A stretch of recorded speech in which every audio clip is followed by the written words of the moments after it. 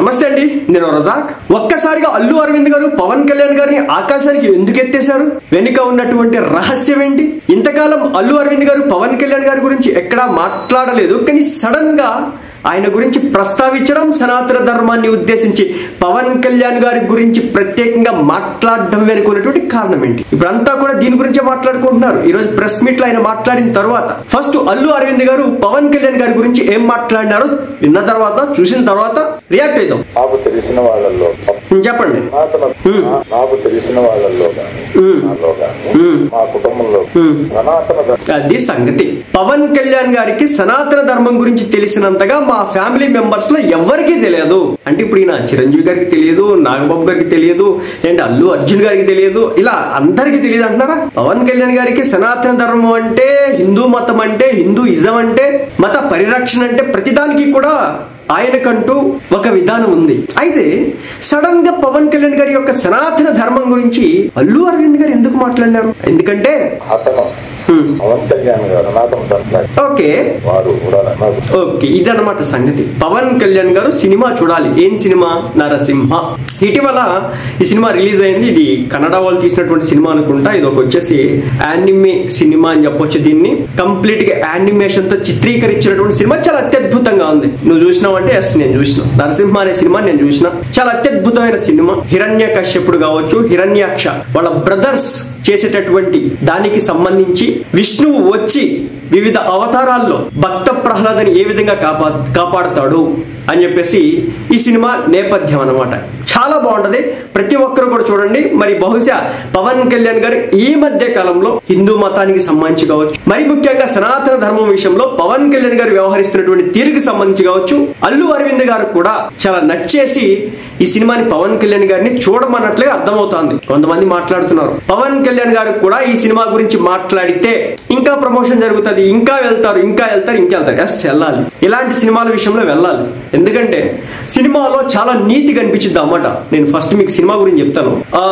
Basic ఏంటంటే cinema first shot చూడంగానే మీరే షాక్ అవుతారు. ఇదేంట్రా ఇలా ఉంది, మనం వచ్చింది ఈ సినిమానేనా అని. ఎందుకంటే ఒక ముని ఉంటాడు, ఆయన ధ్యానం చేసుకుంటూ ఉంటాడు. అలాంటి టైంలో తన భార్య కామోద్రేకంతో రావడం జరుగుతుంది. విపరీతమైన కామంతో. అది కూడా ఆయన చెప్తాడు అక్కడికి, సంధ్యా సమయంలో సంభోగించకూడదు అని.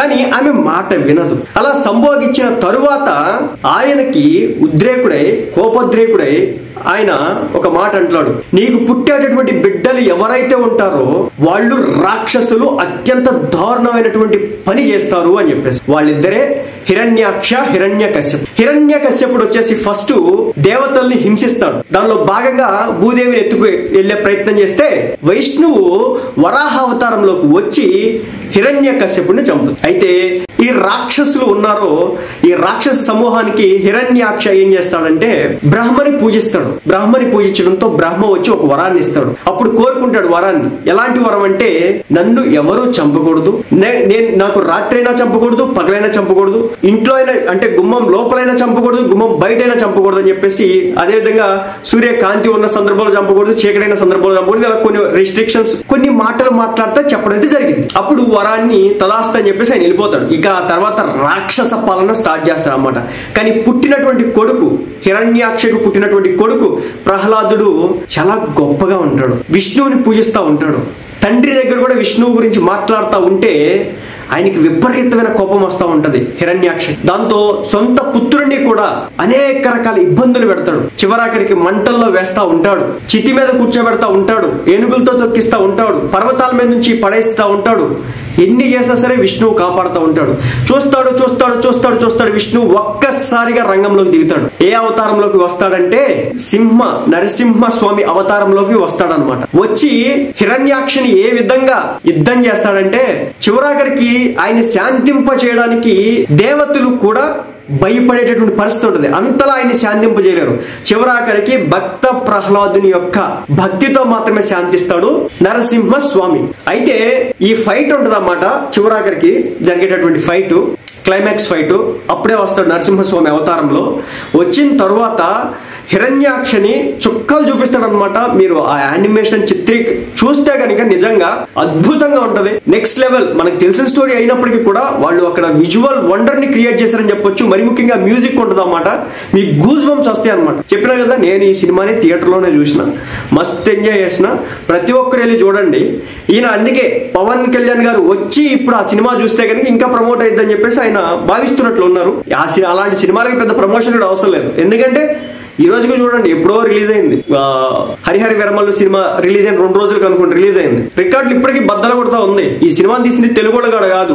ఇక్కడికి వచ్చి వాళ్ళు ప్రమోషన్స్ కూడా చేయాల. కానీ సినిమా మాత్రం చించి ఆరేసింది. హిందువులే కాదు, ఏ మతం వ్యక్తులైనా వెళ్ళి చూడొచ్చు అలాంటి సినిమాల్ని. చాలా అత్యద్భుతంగా ఉంది సినిమా.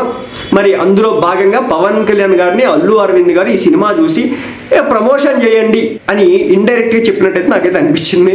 సో నేనైతే చెప్తున్నాను, నేనైతే డైరెక్ట్ గా ప్రమోషన్ చేస్తున్నాను. Free promotion. ప్రతి ఒక్కరు సినిమాకి వెళ్ళండి. మేబీ అది ఓటీటీలోకి రావచ్చు. ఇప్పటికీ కూడా చాలా చోట్ల టికెట్లు బుక్ అవుతాను ఈ సినిమాకి సంబంధించి. నేను స్టోరీ కూడా చెప్పినా కదా, చాలా అత్యద్భుతమైన సినిమా. చూడండి, అది సంగతి అన్నమాట. అందుకోసం చెప్పేసి పవన్ కళ్యాణ్ గారిని అల్లు అరవింద్ గారు చాలా రోజుల తర్వాత మీడియా ముఖంగా సనాతన ధర్మం గురించి పవన్ కళ్యాణ్ గారు ప్రేమ చూపిస్తున్నటువంటి తన ప్రేమని అంత ఆప్యాయతను అంతా కూడా సనాతన ధర్మం గురించి చూపిస్తూ ఉంటారు కదా, దానికి సంబంధించిన మాట్లాడడం అయితే జరిగింది.